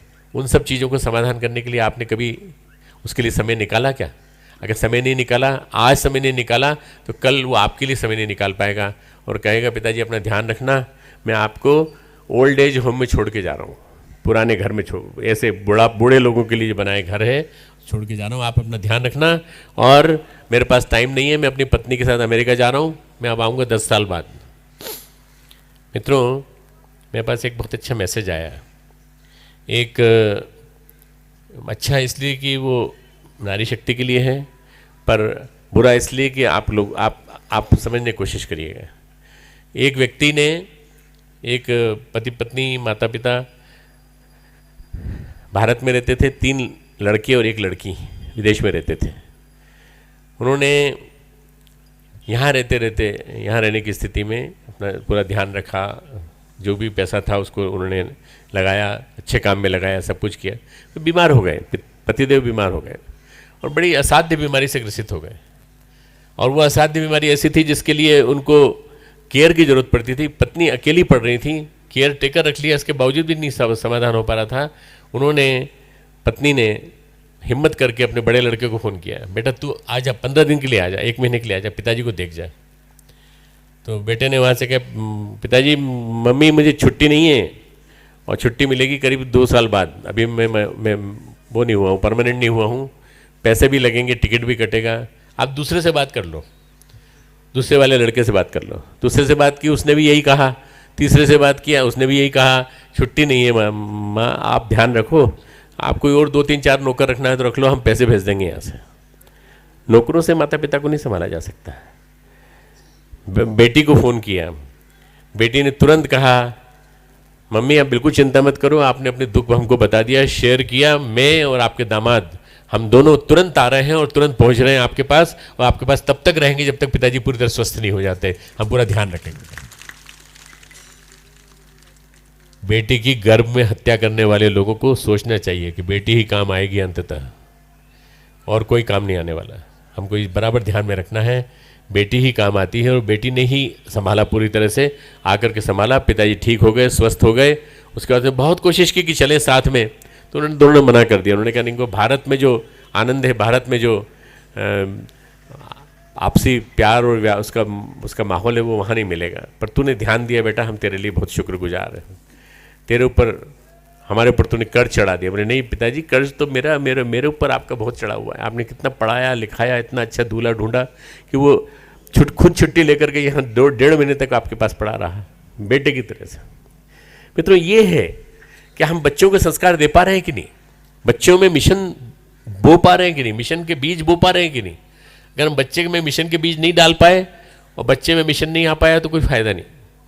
इसलिए मित्रों, सबसे पहला प्रयास हमको करना चाहिए परिवार में सुसंस्कारिता के बीज नर्सरी की तरह से बोने का प्रयास करना, और जहाँ तक हो सके कोशिश करना कि हमारा बच्चा उन्हीं आदर्शों पे चले जिन आदर्शों को गुरुदेव ने दिया है। परिवार निर्माण बातें तो बहुत सारी करते हैं, पर परिवार निर्माण के लिए हम लोग प्रयास नहीं करते हैं। परिवार निर्माण के 5 शील बताएं गुरुदेव ने, उन 5 शीलों का हम पालन करेंगे और परिवार निर्माण की प्रक्रिया को निरंतर गतिशील करेंगे।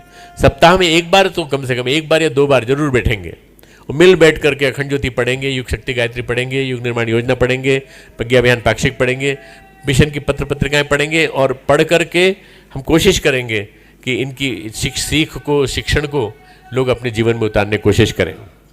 ठीक है मित्रों, परिवार निर्माण। तीसरा है समाज निर्माण। युग निर्माण का के तीन आधार हैं। समाज निर्माण का मतलब होता है समाज में छाई हुई संव्याप्त जितनी भी कुरीतियां हैं, मूढ़ मान्यताएं हैं, प्रथा परंपराएं, अंधविश्वास और भागीदारी नहीं करना। भागीदारी न करने के बाद दूसरा काम है उनके खिलाफ संघर्षात्मक मोर्चा छेड़ना। संघर्षात्मक मोर्चा छेड़ने के बाद क्या है, विकल्प देना उनको। तीसरी बात, सृजनात्मक विकल्प देना। ये मित्रों, ये समाज निर्माण का जो स्वरूप है ये बहुत बड़ा स्वरूप है और समाज निर्माण के लिए आपको अपने से प्रयास चालू करना पड़ेगा। अगर आप खुद 1 करोड़ रुपया खर्च, मैं जानता हूँ अपने कार्यकर्ता बहुत अच्छे हैं और इतने वैसे भी नहीं हैं, पर आप खुद बहुत सारा पैसा खर्च करके अपने लड़के की या लड़की की शादी कर रहे हैं और उसके लिए एट होम का अरेंजमेंट आपने इतने ज़्यादा कॉस्टली होटल में किया है, तो आप दूसरों से नहीं कह सकते खर्चीली शादियां हमें दरिद्र बेईमान बनाती हैं। आप बार बार कहेंगे कि देखिए हमने शुरू किया था, आप भी करिए इस काम को, हमने भी किया, आप भी कर सकते, आप भी करिए। अगर आपने नहीं किया तो फिर दूसरों से नहीं कह सकते। आपने नहीं किया तो मत कहिए किसी और से। दूसरी बात ये कि समाज की जितनी भी सत्प्रवृत्तियां हैं उन सत्प्रवृत्तियों के विस्तार के लिए, सत्प्रवृत्तियों में भाग लेने वाले लोगों के अभिनंदन के लिए आप व्यवस्था बनाइए और आप तंत्र में पूरी हिस्सेदारी करिए। एक अच्छे जिम्मेदार वोटर बनिए, जिम्मेदार नागरिक बनिए, राजनीति से दूर रहिए, पर आप किसी तरह से कोशिश करिए कि आप किस तरह से समाज को ऊंचा उठा सकते हैं, समाज को का नवनिर्माण कर सकते हैं। मेरे अकेले के करने से क्या होगा, आप जैसे एक अकेले नहीं हजारों अकेले मिल जाएंगे। जब मिल करके सब मिल करके एक भवन खड़ा हो जाएगा, युग निर्माण का भवन खड़ा हो जाएगा। मित्रों, समाज निर्माण हमारी तीसरी सीढ़ी है, जिस सीढ़ी से हमको ऊपर चल के युग निर्माण को पकड़ना है। गुरुदेव ने इसका नाम विश्व निर्माण क्यों नहीं रखा, इसका नाम राष्ट्र निर्माण योजना क्यों नहीं रखा? मान लो विश्व तक नहीं जा सकते थे, राष्ट्र निर्माण। गुरुदेव ने कहा नहीं, जमाने को ही बदलना है, पूरा जमाने को बदलना है। युग है ना जमाना, युग यानी एरा, ERA एरा, पूरे जमाने की हवा को बदलना है। एक लेख मुझे गुरुदेव का निरंतर प्रभावित करता रहता है।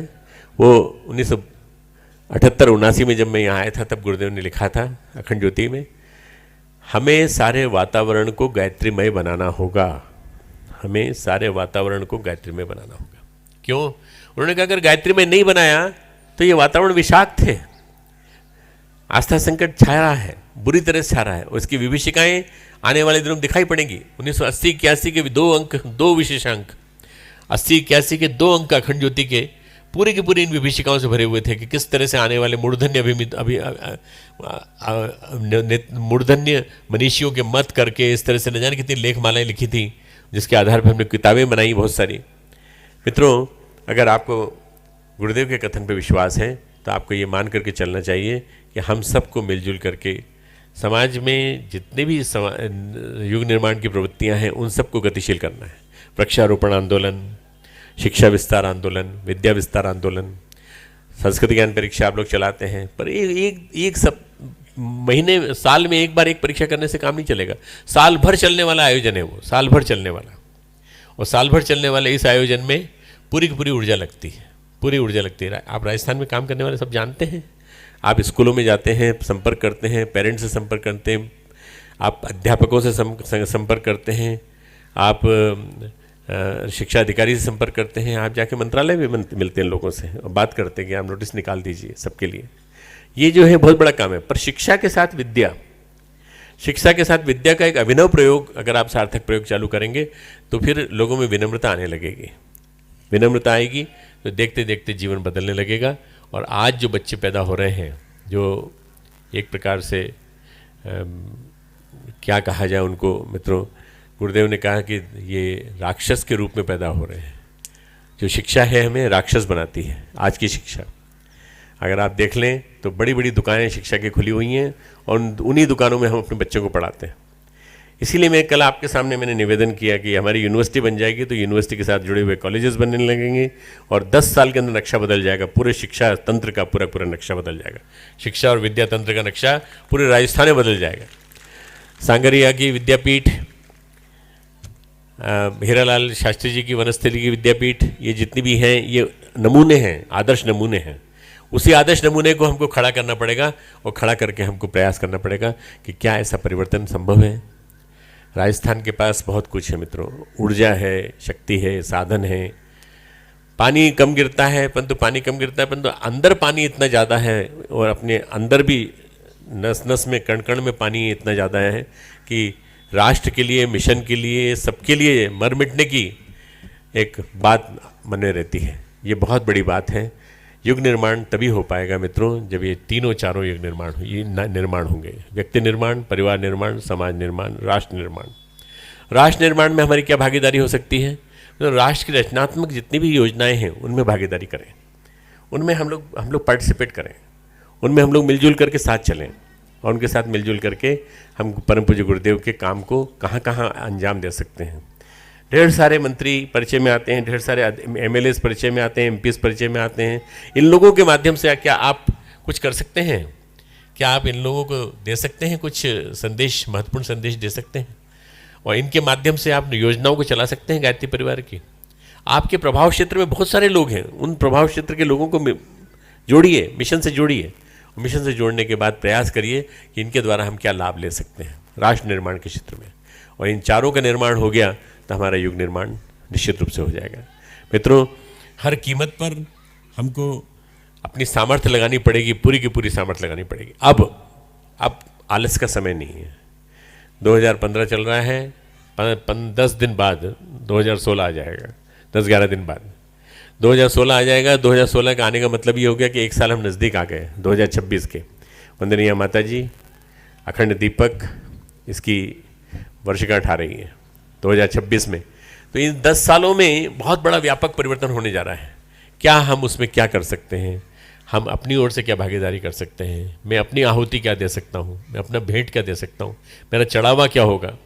पैसा दे न दे कोई बात नहीं, पर अपनी भावनाएं अपनी उसके लिए आपको शामिल रखना है और कोशिश ये करनी है कि ज़्यादा से ज़्यादा लोग मिलजुल करके हमारे प्रयास करें और हम सब मिलजुल करके एक साथ एकजुट होकर के कोशिश करें तो मिलते मिलते ये पूरा का पूरा लाल मशाल जो है चलती रहेगी। गुरुदेव ने कहा है बेटा ये लाल मशाल जो मैंने बनाई है ये विचार क्रांति की लाल मशाल है, ज्ञान यज्ञ की लाल मशाल है और मिशन का पूरा का पूरा स्वरूप, युग निर्माण का पूरा स्वरूप इसके अंदर आ जाता है, आभा मंडल में आ जाता है, नीचे जो खड़े हैं लोग इनके रूप में आ जाता है, हर वर्ग का व्यक्ति इसमें जुड़ा हुआ है, सब आ जाते हैं, सबके सब मिल करके एक बनाते हैं। यह है विचार क्रांति की लाल मशाल। इस इतने सुंदर पैकेज की कभी कल्पना भी नहीं की होगी आपने जो गुरुदेव ने दिया आपको। 3200 किताबें लिख दी, 3200 किताबों में इतना मार्गदर्शन है कि उनको फैलाना चालू करें, अलग अलग पैकेजेस बनाना चालू करें। मैनेजमेंट के लिए अलग पैकेज, मेडिकल कॉलेज के लिए एक पैकेज, यूनिवर्सिटी के लिए पैकेज, इंजीनियर्स के लिए पैकेज, राजनेताओं के लिए पैकेज। तो हम करीब करीब और 2-3 हज़ार किताबें बना सकते हैं। युग साहित्य विस्तार का वर्ष का महत्व ही ये था कि हम उसमें कर सकते हैं क्या कुछ। मिशन के विस्तार के चक्कर में युग साहित्य विस्तार में हम ज़्यादा पुस्तकें नहीं बना पाए, तो पुस्तकें अब बनाएंगे नई पुस्तकें, नया पैकेजेस और नए लोगों को बीच में जाना। कुछ नहीं कर सकते तो गुरुदेव के क्रांतिधर्मी साहित्य को पढ़ जाओ पूरी तरह से, उसको गीता मानते हुए पूरा पढ़ करके शुरू से लेकर आखिर तक अंदर तक जीवन में उतार लो, तो निश्चित रूप से आपके मन में कोई असमंजस नहीं रहेगा। एक लड़का था जो युद्ध की योजना बनाता था और युद्ध की योजना बना करके बार बार कहता था कि मैं पांडवों का सिरमौर हूँ और मैं कौरवों को हरा दूंगा, श्री कृष्ण मेरे साथ हैं। श्री कृष्ण जैसे ही रथ पकड़ते हैं और रथ पकड़ने के बाद जैसे ही वो अर्जुन बैठता है उसके ऊपर, पांडवों का वो श्रेष्ठ पांडवों में सबसे ज़्यादा वीर, वो असमंजस में पड़ जाता है और वो कहता है मुझसे युद्ध नहीं होगा। जब सामने आती है मुसीबत तब पता चलता है युद्ध हो पाएगा कि नहीं हो पाएगा। युद्ध करना है अपनी कमजोरियों से, युद्ध करना है अपने बीते हुए गए हुए मनोबल से, अपने गिरे हुए आत्मविश्वास से। ये युद्ध करना है आपको। आपके लिए कौरव यही हैं, यही आपको इन्हीं से लड़ना है। जितनी भी बुराइयां हैं वो सब आपके अंदर हैं, क्षुद्रताएं दुर्बलताएं सब इसी के अंदर हैं। तो फिर भगवान कृष्ण भी डांट लगाते हैं उसको। कुतस्त्वा कश्मलम इदम विषमे समुपस्थितम अनार्जुष्टम अस्वर्गम अकीर्तिकरम अर्जुन। हे अर्जुन, ये तेरे को ये इस समय में विषाद योग कहाँ से आ गया? इस विषम समय में तेरे को ये कायरता जैसी बातें क्यों आ गई? कुतस्त्वा कश्मलम इदम विषमे समुपस्थितम। अरे सामने युद्ध हो रहा है, लड़ाई होने वाली है, और तू कह रहा है मैं युद्ध नहीं करूंगा। महा बेकार आदमी है तू, कभी तेरे से उम्मीद नहीं थी कि ऐसा करेगा तू। उसके बाद दूसरी गाली देते हैं अगले श्लोक में, क्लैब्यम मा इसमें गम पार्थ, तू क्लीव है, तू नपुंसक है, इसमें गम पार्थ, तो अपने आप को याद कर तू कौन है, पार्थ। क्लैब्यम मा इसमें गम पार्थ न तत्व उपद्यते, तुझे शोभा नहीं देता। मित्रों, मनुष्य होने के नाते, गायत्री परिवार के कार्यकर्ता होने के नाते, गायत्री मिशन के एक वरिष्ठ मूर्धन्य होने के नाते आपको कई चीज़ें शोभा नहीं देती। पीले कपड़े पहनने के बाद चाय की दुकान पे बैठना आपको शोभा नहीं देता। पीले कपड़े पहनने के बाद पान खरीद करके खाना आपको शोभा नहीं देता। पीले कपड़े पहनने के बाद जेब से माचिस निकाल के तुरंत पेश कर देना आपको शोभा नहीं देता। पीले कपड़े पहनने के बाद बीड़ी पीना आपको शोभा नहीं देता। सिगरेट पीना आपको शोभा नहीं देता। किसी रेस्टोरेंट में बैठ करके ऑर्डर दे के खाना आपको शोभा नहीं देता। क्यों कह रहा हूँ मैं ये? क्योंकि ये मिशन से जुड़ी हुई बातें। न तत्व उपद्यते, तुझे शोभा नहीं देता। अर्जुन से कुछ और कह रहे हैं वो, तुझे ये दुर्बलता शोभा नहीं देती, तुझे ये क्लीवता शोभा नहीं देती। क्षुद्रम हृदय दौर्बल्यम, शुद्धता को छोड़, हृदय की दुर्बलता को छोड़। त्यक्तो तिष्ठ परंतप, छोड़, त्यक्तो यानी छोड़, उत्तिष्ठ खड़ा हो जा, परंतप। हर महापुरुष का, हर अवतार का एक ही आदेश रहा है, उत्तिष्ठ, उत्तिष्ठ, खड़े हो जाओ, खड़े हो जाओ, बस खड़े हो जाओ। तो जब तक हम बैठे हुए हैं तब तक हमारे मन में सोने की भी भावना है, लेटने की भावना है, टेढ़ा होने की भावना है, और जब तक हम खड़े नहीं होंगे तब तक हम काम नहीं कर पाएंगे। खड़े हो जाओ, काम करो, काम करो, काम करो। तो सबसे ज़्यादा जरूरी है, परम पूज्य गुरुदेव ने जो कहा है हमसे, तस्मै युद्धा युद्धस्व विगत ज्वर। तुम युद्ध करो, अनीति से करो, अज्ञान से करो, अभाव से करो, अशक्ति से करो, इन सब से युद्ध करो। गायत्री का अस्त्र हाथ में लो, ये तुम्हारे अस्त्र शस्त्र हैं। गुरु निष्ठा का कवच साथ में लो, और इन सबको साथ में लेकर तुम युद्ध करो, युद्ध करो, और युद्ध करो, तुम विजयी होगे, क्योंकि मैं तुम्हारे साथ हूँ। निमित्त मात्रम भविष्य विसाचिन, तुम निमित्त मात्र बन जाओ। मैंने तो इनको पहले से ही मार रखा है, सब चीज़ों को। निमित्त मात्रम भविष्य विसाचिन मय्ये वेते निहिता पुरो में, वो मेरे द्वारा पहले ही मार दिए गए। आप लोग सभी कार्यकर्ता हैं, कार्यकर्ता भाई बहन बैठे हैं, सब वरिष्ठ कार्यकर्ता भाई बहन बैठे हैं। मैं सबको सलाह देना चाहता हूँ, एक गुरुदेव के क्रांतिक धर्मी जो साहित्य है, उसकी जो 20 किताबें हैं, उनको आप वर्ड बाय वर्ड पढ़ के एक एक शब्द का अर्थ निकालिए और उसको अपनी भाषा में लिखने की कोशिश करिए। पहला संदेश, युग निर्माण को अगर आगे बढ़ाना है तो विचारों की सेना आपके पास होनी चाहिए, विचारों की फौज आपके पास होना चाहिए, विचारों का बाहुल्य आपके पास होना चाहिए। स्वाध्याय का मतलब होता है श्रेष्ठ विचारों में निरंतर रमण। श्रेष्ठ विचारों में हम निरंतर रमण करते रहेंगे यदि आप बराबर बराबर गुरुदेव के साहित्य को पढ़ें। दूसरा, गायत्री और यज्ञ के बारे में आपको पूरी तरह से हर चीज़ मालूम होना चाहिए। कोई भी आपसे प्रश्नोत्तरी कर ले तो आप समाधान कर सकें। गायत्री के बारे में और यज्ञ के बारे में एक एक चीज़ की जानकारी आपको होनी चाहिए, क्योंकि आपका मूल संस्कृति का मूल बिंदु वही है।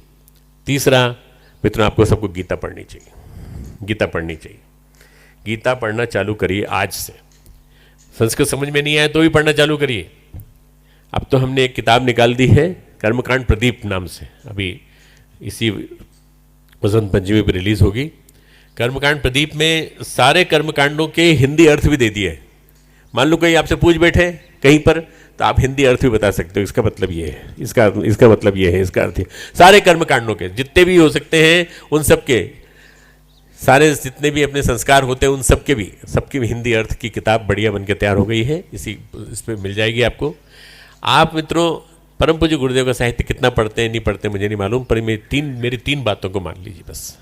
पहला, आप क्रांतिधर्मी साहित्य पढ़िए। दूसरा, आप यज्ञ और गायत्री के बारे में जितनी भी शंकाएं हो सकती हैं, आपके मन में उठती हो या किसी के मन में उठती हो, उनको लिख के रख लीजिए, उनका समाधान सोचिए। नहीं समाधान मिलता है तो हमसे पूछिए, हमको बताइए, हम आपको समाधान देने की कोशिश करेंगे। तीसरा, आप गीता पढ़ना चालू कर दीजिए, नियमित रूप से दैनिक रूप से पढ़ना चालू कर दीजिए। चौथा, अखंड ज्योति को ऐसा पढ़िए जैसे कि आपकी गीता ही नहीं, रामायण ही नहीं, वो सब कुछ है आपकी।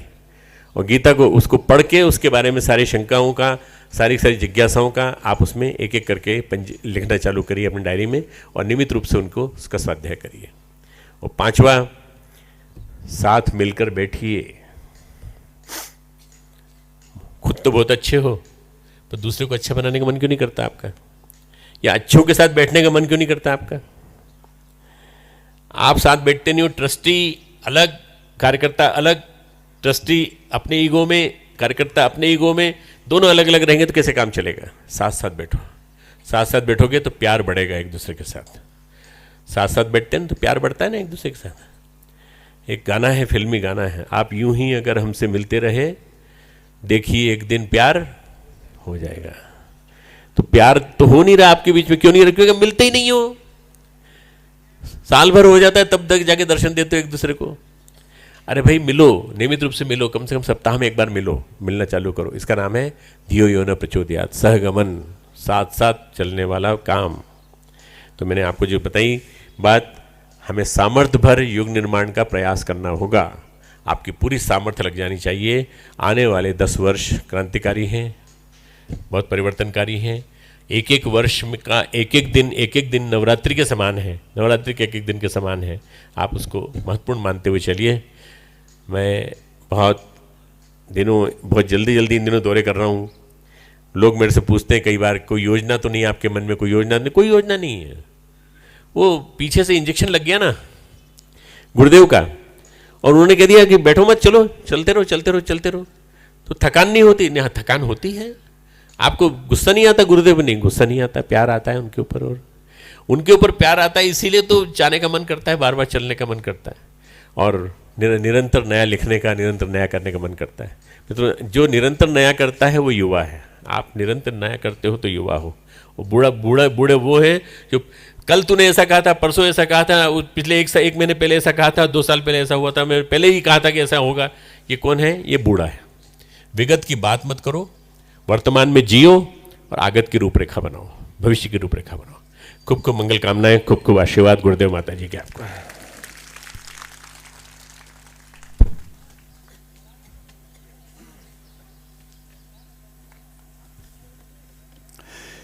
बहनों और भाइयों, श्रद्धेय डॉक्टर साहब का मार्गदर्शन हमको मिला। सबसे बड़ी चीज़, आत्मीयता का दायरा हमें बढ़ाना चाहिए, और ऐसा दायरा बढ़े कि सारा समाज, सारा राष्ट्र हमें अपना प्रतीत हो। और जब ये आत्मीयता का दायरा बढ़ेगा तो मन करेगा कि हम पल प्रतिपल, क्षण प्रतिक्षण गुरु के कार्य में खपते हुए चले जाएं, लगते हुए चले जाएं। अपना सुधार संसार की सबसे बड़ी सेवा है। यही हमारे मार्गदर्शक, यही हमारे गुरु, और इसी को श्रद्धेय डॉक्टर साहब ने हम सभी को बताया। और उसको सुनकर हमें अपनी सामर्थ्य तब पैदा होगी जब अंदर से साहस जागेगा, और वो साहस पैदा करना है ताकि हम सभी युग निर्माण के सेनानी बन विश्व के कोने कोने में छा जाएं।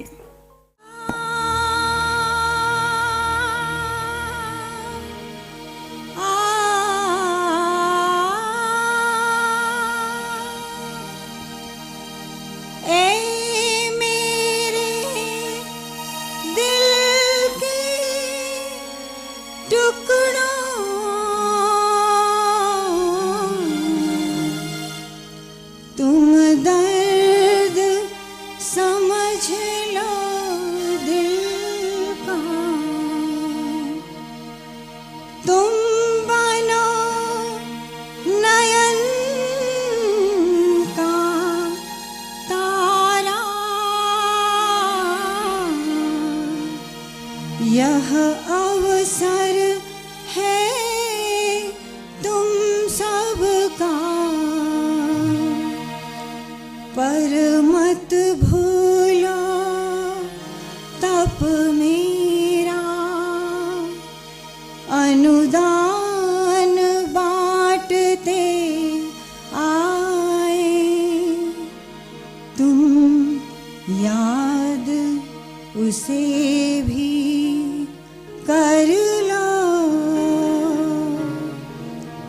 तुम याद उसे भी कर लो, आशीष सदा तुम पाए, आशीष सदा तुम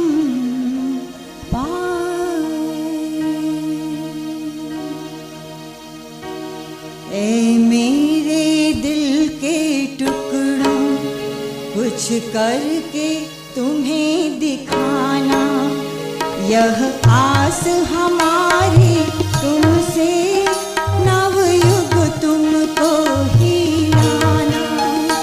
ऐ मेरे दिल के टुकड़ों कुछ करके तुम्हें दिखाना, यह आस हमारी तुमसे नवयुग तुमको ही लाना।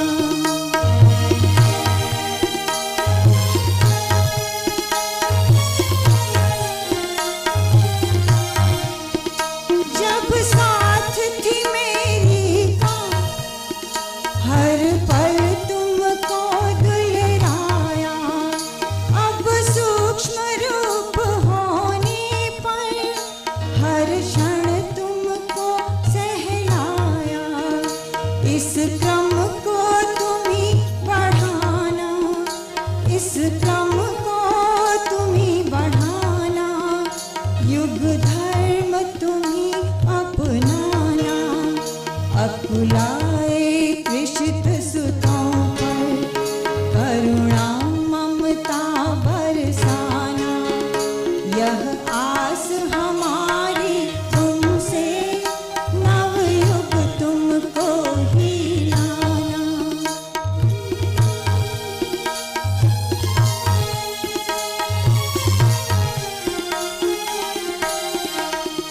यह आस तुम्ही से करते नवयुग तुम ही लाओगे, हर क्षण हर पल तुम मुझको अपने करीब पाओगे। मेरे नन्हे क्षणों को, मेरे नन्हे क्षणों को ममता रस तुम्ही पिलाना। तुम दुखियारे पुत्रों को बस ढाढ़स तुम्ही दिलाना, यह आस हमारी तुमसे नवयुग तुमको ही लाना।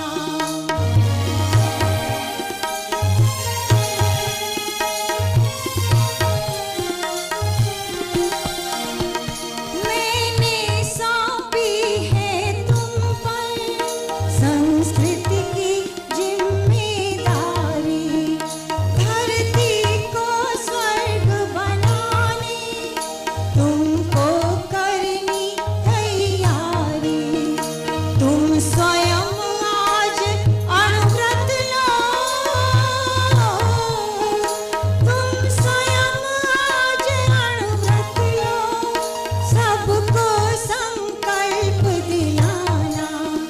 मेरे विचार काया से अवगत तुम उन्हें कराना, यह आस हमारी तुमसे नवयुग तुमको ही लाना।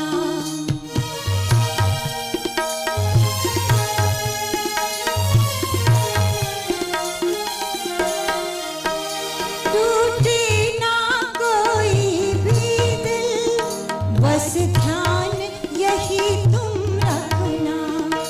अभियान लक्ष्य तक पहुँचे